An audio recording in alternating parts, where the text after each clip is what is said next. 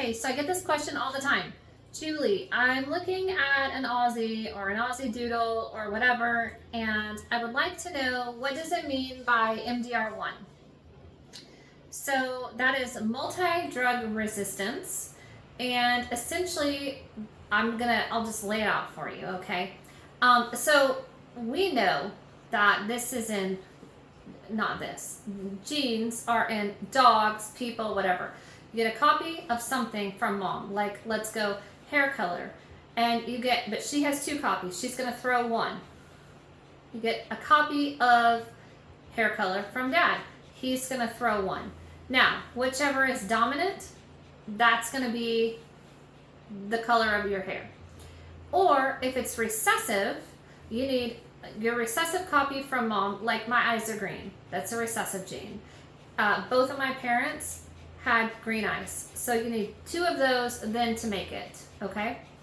So, and this is layman's terms, y'all. I'm just breaking it down easy.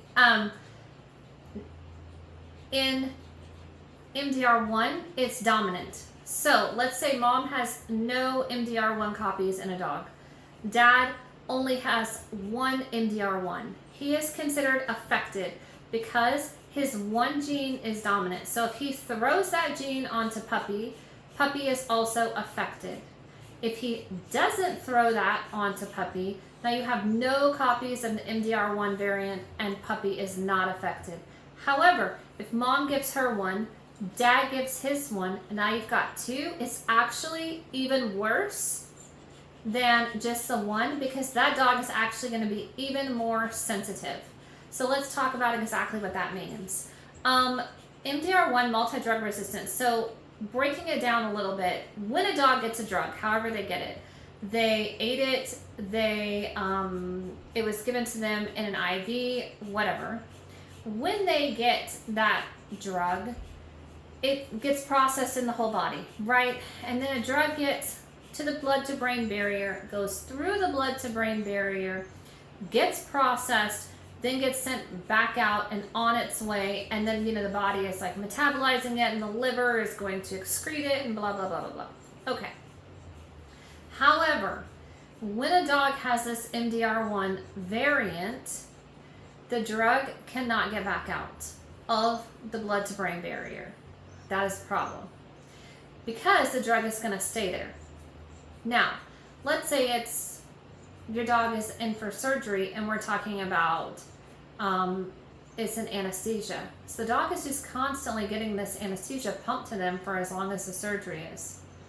At some point, that dog is going to hit its neurotoxic threshold, and the dog will then show neurotoxic signs because it cannot metabolize this drug to get it out. It can't.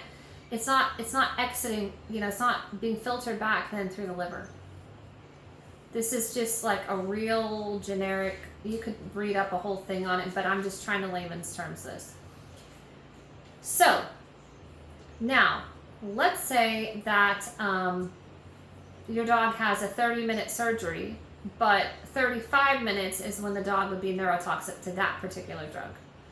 Dog comes out of its 30-minute surgery. Cool. The drug is staying up there and living with it, but now the dog needs another surgery. 5 minutes in, boom, neurotoxic, dog passes.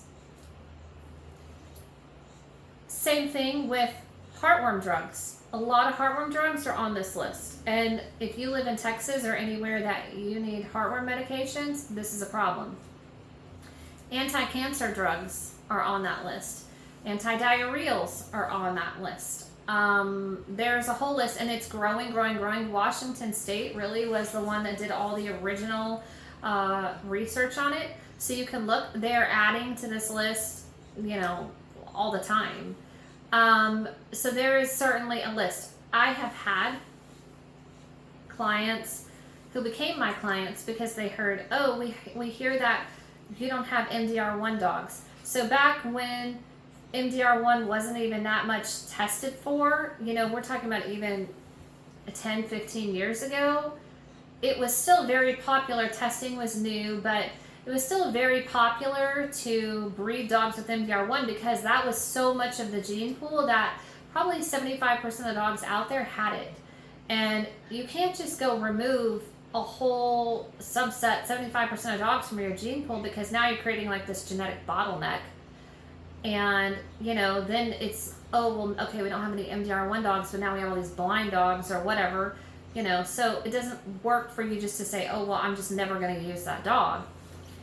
But for MDR1, that was one thing that I never was using to start with because it is such a difficult drug. So I had clients call me, people I'd never met before, that, like, okay, one lady, she said they were up, this was in Montana, they were up in, I can't remember what part, northwestern part of the state, but I can't remember what the forest was that they were in, the wilderness.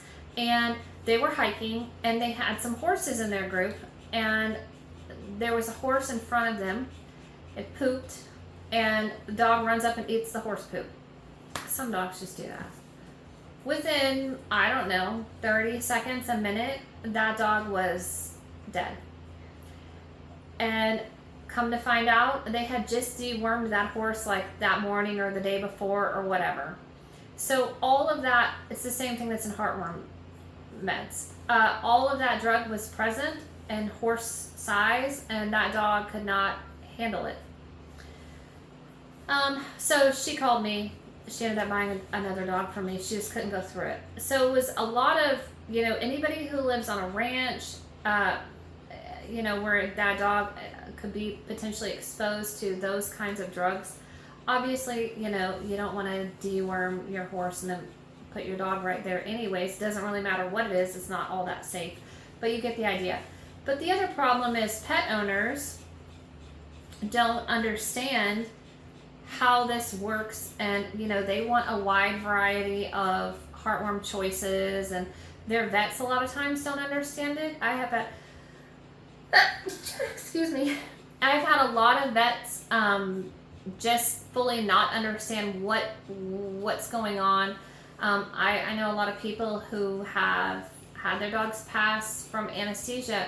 I mean, anesthesia in itself is inherently dangerous, but from MDR1 problems with anesthesia as well. So it's a real thing.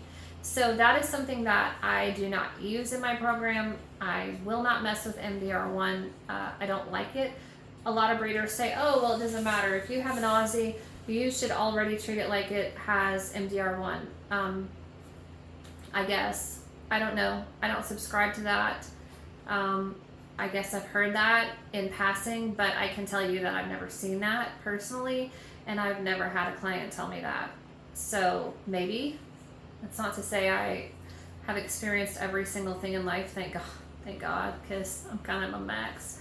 But I think that it's prudent to not have an MDR1 dog if I can help it. So I don't pass them on to you, and I don't even own a dog like that on my entire property. So we can be rest assured, coming from me, no MDR1 dogs ever. Not to say that they're not out there in the world, but for me, that's my opinion, that's my preference, and that's how I do things. Thanks, y'all.